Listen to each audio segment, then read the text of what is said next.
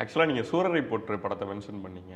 நீங்கள் ஒர்க் பண்ண டேரக்டர்ஸ் எல்லாமே பாருங்களேன், Karthik Subbaraj sir, S U. Arunkumar, Pushkar sir, Gayathri ma'am, இவங்க சுதா கோங்கரா மேம், இப்படி எல்லாமே பெரிய பெரிய ஜாம்பவான் டேரக்டர்ஸாக தான் இருந்திருக்காங்க. அது ஒரு கிஃப்ட் தான் இல்லை, அப்படி அப்படி அமைகிறது முழுக்க முழுக்க கடவுள் அருள்.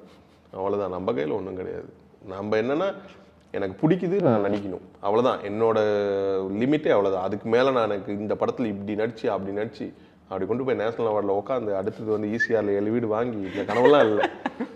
எனக்கு இந்த ரோல் பண்ணும், இந்த ரோல் எனக்கு அப்ரிஷியேட் பண்ணணும். இனி இந்த ரோலை வந்து அவன் பண்ணி தான் நல்லா இருக்கும், இவன் பண்ணி தான் நல்லா இருக்குங்கிற தாட் வரக்கூடாது மட்டும் நான் ஒவ்வொரு படம் பண்ணுறப்பையும் யோசிப்பேன், நடிச்சு முடிச்சதுக்கப்புறம். சுதா கோங்கரா மேம் ஏன் உங்களை அந்த கேரக்டருக்கு செலக்ட் பண்ணாங்கன்னு கேட்டிங்களா?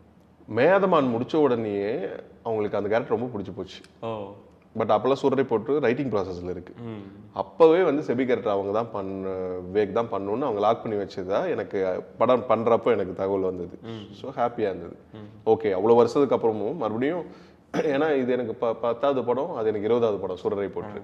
ஸோ அவ்வளோ வருஷம் கேப்பு இருந்தாலும் அந்த கேரக்டர் நான் தான் பண்ணாங்க. ஃபஸ்ட்டு மீட் பண்ணுறப்பயே வேக் எனக்கு ரொம்ப பிடிக்கும் மேதமான். ஸோ இதில் நிறைய வேலை இருக்குது அப்படின்னு சொல்லிட்டு அப்போ ஆரம்பிச்சது. அந்த உடம்பு குறைக்க ஆரம்பிச்சதுலேருந்து அந்த கேரக்டருக்குன்னு ஒரு மோல்டு, ஒரு கேரக்டரைசேஷன், அவனுக்கு ஒரு ஃபேமிலி, அவன் எந்த மாதிரியான சப்போர்ட்டிவான ஃப்ரெண்டு, எந்த மாதிரியான ஒரு வீட்டுக்குள்ளே இருக்கிற ஒரு ஹஸ்பண்ட், எதெல்லாம் தாங்கிட்டு இருக்கான் அப்படிங்கிற ஒரு ஸ்கெட்ச் அழகான அந்த கேரக்டர். மேமோட எல்லா படங்களையும் எல்லா கேரக்டருக்குமே ஸ்கெட்சஸ் அவ்வளோ அழகாக இருக்கும், ஒரு ஆர்க் இருக்கும்.